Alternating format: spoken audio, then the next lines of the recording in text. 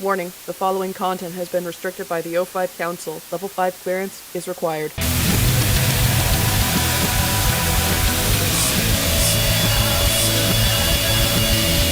What's up, fellow internet denizens? Milk. You know it, you're bound to enjoy at least some form of it if you don't have any dietary restrictions or allergies. It's what separates us from reptiles and birds. Well, most birds. It's something that I find kind of disgusting. I have major texture aversions, and most dairy products aside from ice cream, horchata, and certain cheeses feel slimy in my mouth. One of my commenters on the first SCP video that I made notified me that the SCP Foundation has a milk hub, so let's explore. I can't include every SCP here because there are far too many and I've already covered a couple, but I think there's still some fun to be had in exploring these. SCP-4332 is adorable! She's just a living dairy cow made out of various dairy products. If anything, she reminds me of that one tweet a few years ago from the Zodiac Killer where he says, "Wow, a cow made of butter." Apparently, the dairy cow can produce other dairy cow offspring, but there's this weird feedback loop where cows absorb each other and spit each other out repeatedly, causing cream to flood the facility. Also, milking this cow results in steak coming out of the udders, which, I'm docking a point there. 7 out of 10. SCP-3739 is a thought-based corporation that haunts dreams and makes people want to buy their milk. If you consume their products, you will get more dreams that urge you to buy more product. Consumption also causes curds to build up in your brain. This phenomenon first appeared when workers were digging out the Aswan Low Dam, and they found this cave full of milk. One of the workers went insane, and while he was committed to an asylum for this, seeing a Coke commercial inspired him to make mental ads for milk. The cave udders where this mimetic milk comes from are terrifying, but I think this actually works here. I think this is so much better than that other SCP where it's just a mountain full of breasts the author wrote about after reading Freud for the first time. This one plays with advertising and its mental effects. I'm not going to spoil anything else. Definitely worth the read. 8 out of 10. SCP-4475 is a giant cow in deep space that you can visit if you perform a ritual on a cow involving praising it, approaching from a certain angle, and milking it. Here we follow the story of a man who accidentally does this and ends up inside of a giant cow. He stumbles around inside of it and films all the weird stuff he finds. This giant cow feels very Lovecraftian, with survivors coming back either mutant, coughing up something disgusting, dead, or psychic. There are 2 fun exploration logs, a bunch of cryptic threats, and the possibility of a giant space cow invading our very own solar system. 9 out of 10, I am not spoiling anything further. SCP-6291 was a cookbook full of red velvet recipes ranging from tasty to bizarre to ritualistic. It was destroyed when some of the homunculi it created got loose and attacked, and the on-site warhead detonated. Now, I bake as a hobby. Hell, I consider myself rather good at it. I am not big on red velvet, especially because I think cream cheese icing is disgusting. But I will make it if that's what everyone else at the party wants. I think red velvet broccoli sounds like one of those absolutely vile concoctions that only a mother in the early 50s could ever dream into existence. I would say that the idea of red velvet filet mignon is 10 times more disgusting than the entities that this book summons.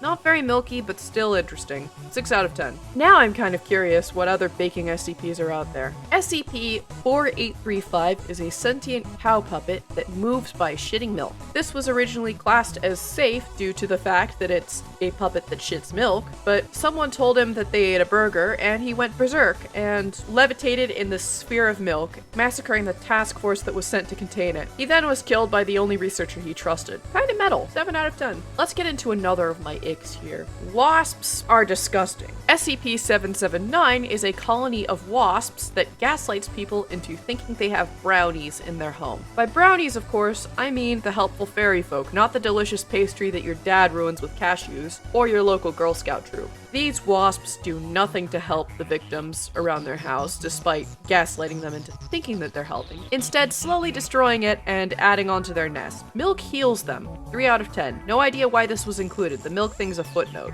Speaking of wasps, SCP-3863 is a colony of bees that lives inside mammals and turns their milk into honey. This does not seem to affect the host, and it seems to be some form of symbiosis. Most hosts are ungulate livestock like cows and goats, but there is one human, and yes, he lactates honey. I liked this article until we got to him.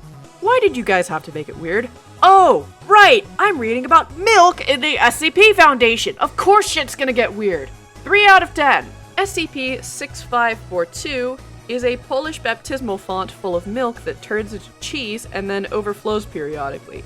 The only way to stop this is to baptize someone in said milk. When submerged, subjects encounter cheeses. Not Jesus, cheeses. He has the ability to absolve anyone who comes into contact with the contents of the font. Now, what does the Foundation do with all of this extra milk that they're containing? They fund the Got Milk ad campaign. Yes, really. This SCP was discovered in 1992. Guess when the first Got Milk ad aired? October 1993. Remember all those posters in your school of Shrek and random sports people sporting milk mustaches? Blame the SCP Foundation, Catholicism, and Poland. 6 out of 10. Finally, SCP-6771 is a Canadian guy who cannot see milk or fathom its existence. He's not an anomaly, but rather the subject of an anomalous research initiative. The thing is, the SCP Foundation has set up a Truman Show-like perimeter around the city of Kamloops, where storms will happen whenever the subject tries to leave, and they went so far as to make every mammal inside this perimeter unable to lactate. This guy can consume cheese as long as it's labeled something called goat suckle, but ice cream, yogurt, and so on,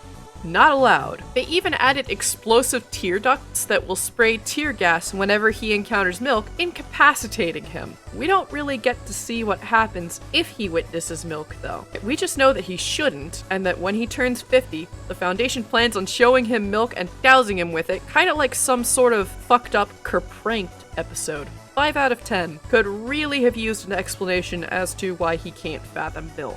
Going in, I thought that this milk hub would lead me to stuff that's even grosser than the Titty Mountain or the Contagious Lactation, but it's not really as bad as I thought. Sure, it does get squicky, but mostly in the cosmic horror sense. And also, I can feel some of those descriptions in my mouth, and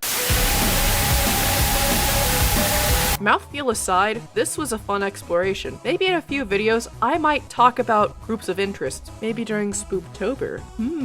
Stay tuned. I've been Alien Daydreamer, and I am out.